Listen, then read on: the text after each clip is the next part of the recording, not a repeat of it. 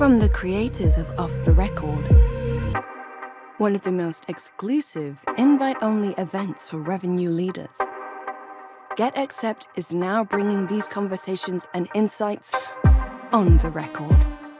This is the podcast where revenue leaders share their biggest challenges and how they overcame them. And here's your host, Morgan Ingram.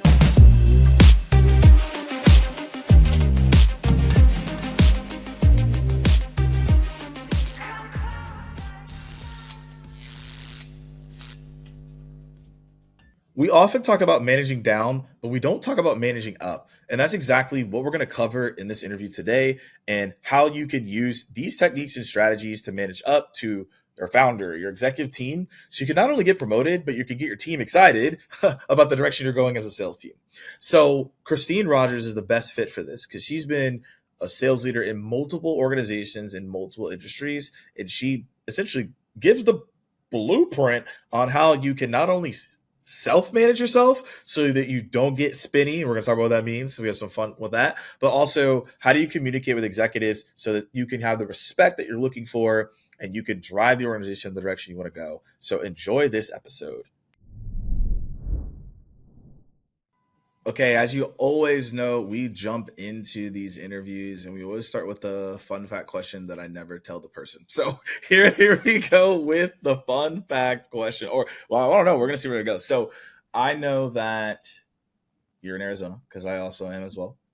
Yes. And my question to you is, you went to ASU. So again, you've been there for a while. What is your most favorite place to go take a hike that most people don't know about if they were to visit Arizona? There is a hike. It's called the Wind Cave. The Wind Cave. Okay. And it's about I'm about a mile and a half up, mile and a half down. And it is maybe it's bad to call it a hike. It's up in the mountain area. So I feel like I could say it's a hike. However, it's pretty easy. It's a nice walk. It's a nice nature walk, and you do a little bit of elevated, but it has this cave at the top that it is kind of curved, and so wind just moves in there. And it's a nice little hike. You can bring a couple of snacks and be just happy as a clam and not dying by the time you're up there. So that's one of my favorites. I don't know that a lot of people know about that one. Not Camelback? No, are you kidding? What are you talking about here? No. Yeah, that one's can be brutal if you're not prepared. Yeah. Oh my gosh. Yeah. Don't think that one's a leisurely little walk. No. What was that? Okay, what was it called again? The Wind Cave? Just so Wind Cave. Yeah. Wind Cave. Yeah. All right. So if y'all are in Arizona, you like to spot, it's the Wind Cave. But today we're going to talk about challenges. So people may need to take this hike after they have some challenges going on. And so the first part that we always dive into is for you, Christine. You've been in a lot of leadership roles. What is like the number one challenge that you've seen in those roles that you were like, wow, this was really difficult, but then once you learned it, you were like, wow, okay, this was helpful for myself? Okay, so I'm going to focus on an area that I don't think I've ever talked about before, but you have to understand how to manage up. And I say that because, as a new leader, whether you are in management, like at the management level, or you are higher than that, you have to be very aware that you are controlling communication, you're controlling kind of that middle. And very often, I can say this because I'm going to say this to you as well, Morgan. CEOs and C-level executives can get bits and pieces of information, and that can cause them to have this spinny energy. And that's kind of the energy that I would relate to this kind of personality type. And I know because I can get high strung and you can get high strung as well when you get pieces of information and you don't feel like someone has it. And so then you start to spin. You start to question everybody. You're coming at people asking questions like, what happened here? And this happened, and you bring that spinny energy. Well, what I've learned from being, kind of growing up in this the last, decade or so, and in high growth environments, is that really we have to, in that leadership role, we have to consistently be managing up and down.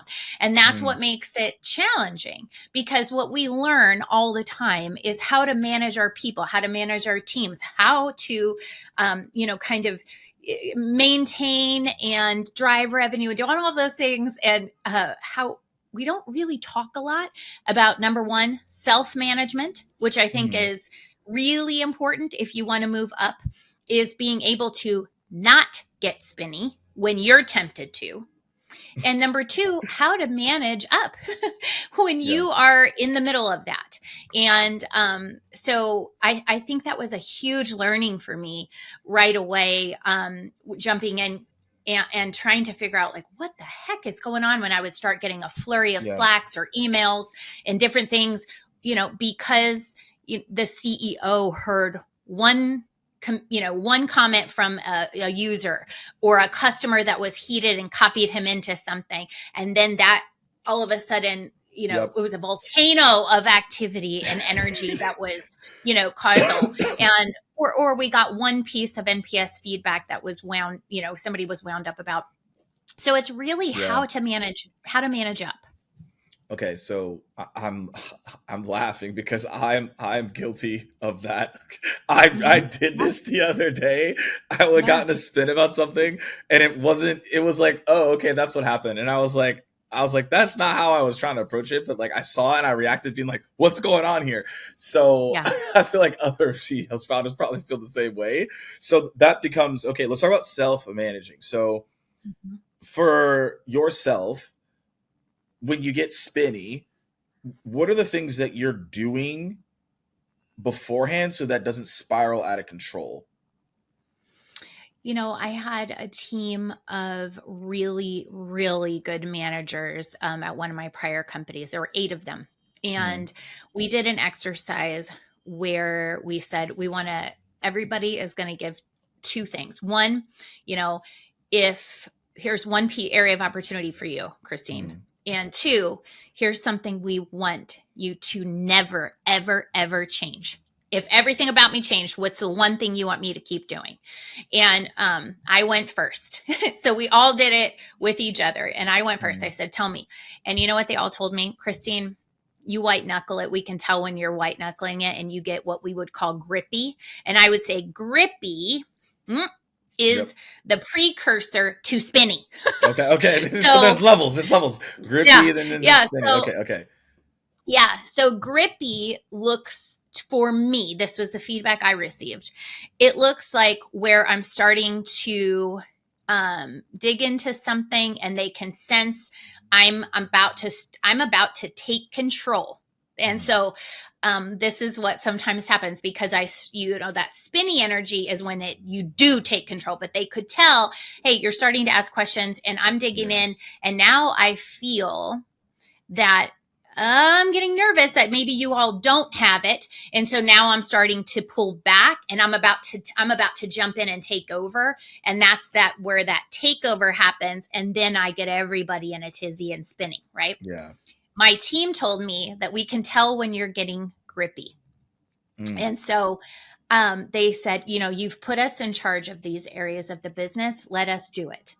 If we're not doing well, or you want it done differently, let's have that conversation. However, you jumping in and getting panicky because, maybe we're not hitting our numbers. Maybe we're not, the leading indicators, the KPIs are not looking good. And if we're going to miss, we better have tried everything to get there. If I'm starting to run those, then they can tell when I would get grippy. And so, so for me, I now know my body, that self-management. I start understanding what's happening in my body when I am starting to have these feelings. And so that self-management, man, if you can, at the management layer or the leadership layer, start to pay attention to what am I feeling right now? What am I getting nervous about? When am I wanting to interrupt my team members and start to, shove my energy that way because I'm getting nervous that they don't have it when I need them to have it, then that for me, that shows up in my body. I feel it in my chest. I Yeah. start to talk faster. I interrupt. I know this about myself. And so I've now learned to pay more attention to when I am doing that. And what I try to do is, I get quiet for a minute. Even if I am, feeling someone else's energy, I tend to take a minute. I start to slow down. I immediately try to lower my voice, because my voice tends to get higher the more the more wound up I get. So lower my voice, slow down my pace, and be Yeah. more intentional about what I'm requesting or saying. I think these are really important things, because there was a question I was going to ask, but you already answered it. And I hope that everyone understood it, is like finding what gets you to, to get you grippy, to the Yeah. almost get you to spinny, which is like certain things. It's like, okay, when I get CC'd, multiple times in an email that something's off, it's like, whoa, what's going on here? Is someone not communicating? What's happening? Or to your point, it's like you look at a dashboard and this happens. So you're saying it's important to tell the team, this is what these are the moments where I could get grippy, and so just I'm letting you know that ahead of time. So let's go ahead and either address that so it doesn't get in a place that it doesn't need to be at. And that's the self-managing of yourself, is knowing what your hot buttons are, and making sure you can address those challenges head on. Well, and also giving your team permission to tell you. So that was, they gave me that feedback. Like, here's something we wish you would not get so grippy and white knuckling it, Christine. Yeah. And so I said, when I do that, or you see me starting to get a little bit in the grip and wound up, you can tell. You have my permission, and this is what it should sound like. So I told them exactly what to say. Hey, Christine. And so that I would just say, pull me to the side and say, hey, you seem like you're getting a little grippy. You all right? And I will take that in the spirit that you're trying to give it, to be kind of what I would call a gentle mirror. You're kind of holding a mirror up for me to say, like, this is how you're showing up. Is everything okay? And so I gave them the permission to do that with me. And they did. And that was amazing. And they didn't do it, publicly and embarrass me. That wasn't what I was looking for. But then I was getting better. That helped me get better at my own self-management, because I could feel it. I could feel my body starting to get elevated. I get real red right here in the chest when I get wound up. I could feel getting heated. Yeah, I could feel that getting heated. And then when I'd catch one of their eyes and they'd be looking at me like, you okay? And then I started realizing, like, they didn't even have to tell me after a while. I could sense when it was happening, and that helped me be able to self-manage. So it's really that. And those were my team. That was my team. Yep. And that was, my leadership team, and me as the leader coming to them and saying, I give you permission. But oftentimes when we're managing up, we don't have that. It's not like my CEO said, Christine, you have permission to tell me when I'm being a little spinny and the energy is not really doing a good job for the team. I mean, I didn't get that. So we have to, number one, do a really good job there, and then still manage up, manage up. And so I think that goes right into what we're talking about, like managing up. So what are the things that people attempt to do when they manage up that actually ends up going wrong? And then so it's all like, hey, we think this is right, but it's actually not right, or you have some things in your own experience. And then let's obviously pivot into like, what should you be doing step by step to manage up so people appreciate that? Okay, so one thing that I have seen go wrong is that people try to bring their own energy to a situation without actually telling the leader, this is what I'm doing. So I'll give you an example.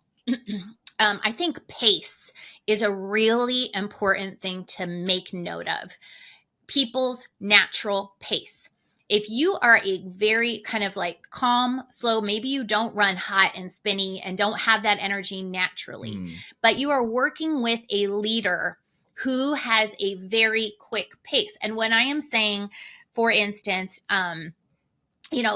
somebody put something in the Slack and quickly, your leader is responding, bam, bam, bam, bam. You're noticing the pace there is rapid response. When an email goes out, there's a boom, boom, there's a pace. Notice it. Number one, notice it. Number two, if your natural pace is slower, then I have seen leaders erroneously try to bring that like slower energy without saying to their leader very clearly, just because I don't respond right away doesn't mean, number one, I'm not on it. And number two, I'm not handling it from the back end and I didn't see it, And so what happens is they try to bring this calming energy to a situation that could use calming energy. But what it looks like is they're not with it. It looks like that leader is not responding, is not handling it, because guess what? There's not trust built yet. There's not trust built that they have it. So number one, if you notice that your pace is different than the person that you are reporting to, you need to more commonly, you need to match their pace or get close and have an open conversation, because as time goes on, you will have earned the right to not respond because they trust that you have it. So that if something, a customer emails 50 people and the CEO's copied, then he starts forwarding or she starts forwarding it to you going, what happened here? Blah, blah, blah, blah, blah, to you wanting to know what's going on. You need to earn the right to not have to bring that same energy. And the way you do that is you proactively communicate and you match that pace early, and then you earn the right to hopefully bring a little bit more of that calming energy down. So that's a problem I see, is when people don't recognize it and they don't do that or communicate about it, and then it comes off as though they are not in control of the situation because there's not trust. There's not enough trust built yet. And you said the way to do that, to build trust, is the proactive communication, but there are other ways to build trust beyond that? Sure. That if I say I'm going to do something, that I'm going to get it done by the time that I've said. And I also, if I am going to change that, I'm going to proactively communicate that those changes are going to take place. And I'm going to communicate it. I can tell you, I always, if I verbally communicate something with my leader or a company that I'm working with, I always then put it in writing and make sure I've got, 3 ways for them to basically know exactly what's going on. And so I proactively communicate in multiple different channels to make sure that it is very clear, especially if I'm making an adjustment to something that we are already agreed upon or there was a predetermined time and date. So number one, I think it's here's the expectations, I meet the expectations. Here's the expectations, I meet the expectations. Here's the expectation, I exceed it, I get it done early.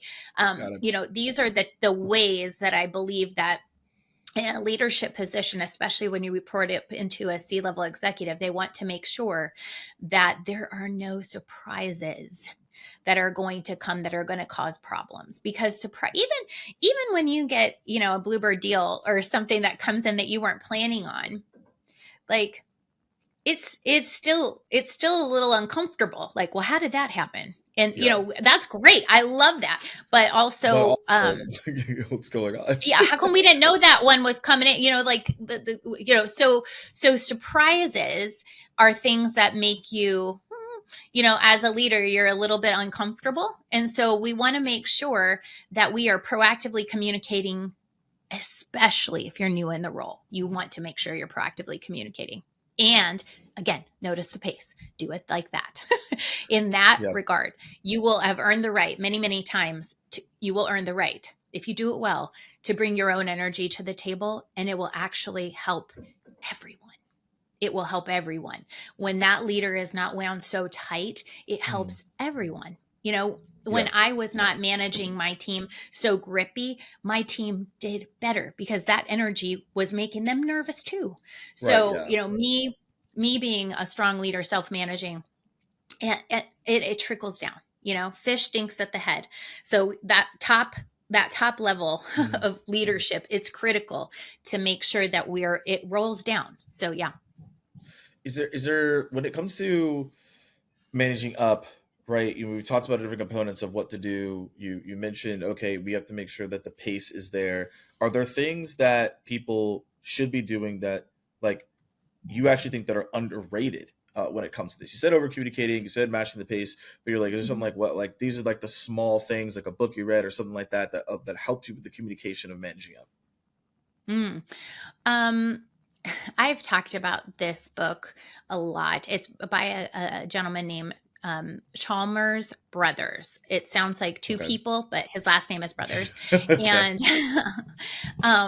and it's a really important, it's called Language and the Pursuit of Happiness. And it's about language and what we use. And that language Yeah. is generative. It creates rather than just it's not just descriptive, but it's really important. I think that was probably one of the most helpful books that I've ever read and worked on, because then I got very specific about the language that I use. Also, another thing, as you were just saying that, I remember in one of the organizations I worked with, we grew an enablement team, and they had never had enablement at the organization before. And it was new. So, it was me leading it and 3 or 4 other people. I believe we had a team of 4. And what I realized very early on is we need to communicate our results in a way that is going to make sense to the global organization. Because something that's a little bit muddy, like enablement, it's like, okay, if we're updating and doing work on Salesforce, and if we're doing battle cards, and if we're doing Right. trainings, and we're doing all that stuff, is kind of muddy and starts to look like it is just overhead. And really, what I knew we needed to do really, really early on is every single quarter we created this. These are the numbers that are associated with what we did. So Right. when we did the project called, clean up Salesforce, and on the intake form, instead of it being 17 clicks, it was this many clicks. It saved time. It saved this. And then what does that equal in revenue or cost savings? And so we actually built, and I would do a quarterly readout essentially of my team. This is all the work we did, and this is how it manifested, either in savings or in revenue. And I'm going to tell you that it was constant, where leaders were like, the C-level executives were asking, oh my gosh, we didn't realize like how much you were doing. Guess what happened right after? As soon as that started happening on a regular basis, they started asking, other departments were asking me like, how are we doing? Can you help our team? Can we do this? And enablement, it grew from a team of 4 to within about a year at a team of 15. And we were not only, doing sales enablement, we were also in implementation. We were in consulting. We were doing, in it because it was important enough to show. And nobody asked me for those numbers. I just built it. I built it, and every quarter, whether they wanted to hear it or not, I went to my boss and I said, I want to show you what we've been doing. I want to show you the work that we have, taken on, and that if it is not tied to revenue, we're not doing it, because we are not overhead. We are driving revenue. We are saving time. These are the things that we're doing. And that created investment opportunity. That also then gave them a realization that I'm not here to do anything other than make us more successful as a sales organization, as a consulting and implementation organization. And they didn't look, when they were looking at cutting, costs and things, they weren't looking at my team, because they knew it was actually making sense numbers wise. So the numbers are really important, proactively communicating them and knowing enough about them that if you're getting pushed on, like, how does that make sense here, that you're have the in it information. enough. Yeah. You're in it enough to know that, okay, let me explain how, taking the 17 click process down to 4 is going to, how it actually saved us time and money. Yeah. I think what you said is really important. I remember when I became an SDR manager and I would go speak to the director of sales development or the CRO, whatever it was. I remember the advice I got from my manager being like, hey, like at all times, you need to know every number. And so if someone's like, what's our conversion rate here? What's our conversion rate there? You don't want to be in a meeting or you're just walking by someone, you don't know that. That could have been the Right. chance to impress or deflate your position within the company. So I always tell people, like, know what your numbers are, because if you don't, then like that's not a good sign for anybody. So I always was like, Yeah. hey, these are what the numbers are across the board. And you talked about a lot of good things across the board in terms of, okay, how do we manage up? How do we make sure that we do self-management, grippy to being in a tizzy, right? So now Yeah. I guess the question is for you is, what has been the most impactful lesson on understanding self-management and managing up that has now helped you in your career as you're running your own company now? Well, I consult with and work with many, many, many CEOs, Hmm. CROs, and leaders. As you know, M3, what we do is we help sales organizations, drive sustainable growth and revenue, right? So we're not looking at the quick wins. We're like, how do you want to proactively make this happen? So it's all about forethought and thinking and making sure that we're doing it in a way that's honorable and makes sense, right? That also has to do with leadership enablement. And sometimes the way that this has helped me the most is I can get in with a CEO and a CRO. I see the energy, I see the spinny energy, I know it. So that helps me relate to both them, and it helps me relate to whoever, like the VP of sales that's trying to make this thing work. Yeah. And so for me, I've been able to, I think, sometimes bring a level of understanding to that conversation, especially when they're trying to make meaningful and impactful change to their organization, that I can sometimes help them work better in their organization because I'm an outside I'm an Yeah. outside energy that's coming in and saying, this is what's going on, I see this, here's some things we can do together, and helping them kind of bridge that communication gap, that where I really do see and understand both sides. If you have to stand in front of the board meeting and explain the myths, and the numbers that your VP of sales gave you are not making sense because that's not going to work for the C-level executive that has to go in there and explain that. And so I understand the energy on both sides, and I understand how it is to be in the hot seat as well. So I think that has helped me so much be able to get in there and pretty quickly untangle some of the communication that sometimes happens between levels and get us to a place where we can all be marching, to the same beat of music, and also looking at what can we, I'll proactively tell the VP of sales or the CRO, let's communicate the results that we're seeing from the training to the C-level executive as Right. we're going. Here's a win that we're getting. You communicate to them that win so that they know the investment that they're making in both the organizational development and the leadership development is working. That allows them to feel, the C-level executive to feel like, wow, this was good. And also it's me kind of teaching that VP of sales, you should be doing this all the time. You should be doing this regularly, this type of proactive communication on this decision that I came to you with for budget, money, whatever. The decision that I came to is working. Let me proactively explain what's happening and how we're seeing it work. It then makes them the hero of this story, and that they're going to carry it through. I think it helps them quite a bit. So, trying to, through this process, show them that proactive communication up will allow them to have and build more trust.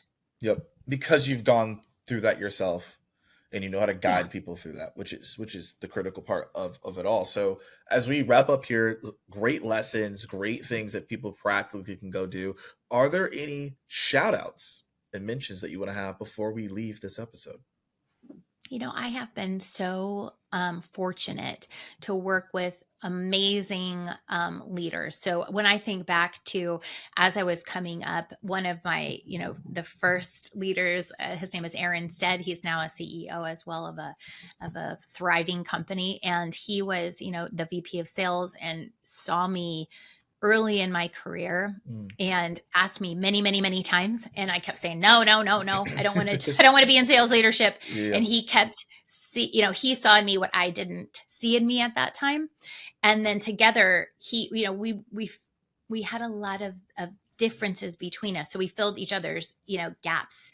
Yeah. And so really grew that. And I would say he was super instrumental. He was the classic supporter and sponsor of me very early on. And I think that was huge for kind of my learning and development, safety and growth. And I've just been really fortunate to work for and with some incredible humans. So, but I would say he really does stick out to me as being one that was really important. Awesome. Well, shout out to Aaron and Christine. Shout out to you. Thanks for coming on, sharing your insights on how to make sure you have yourself managed and also how you manage up. And we'll see you all on the next episode. I told you all you would enjoy this episode.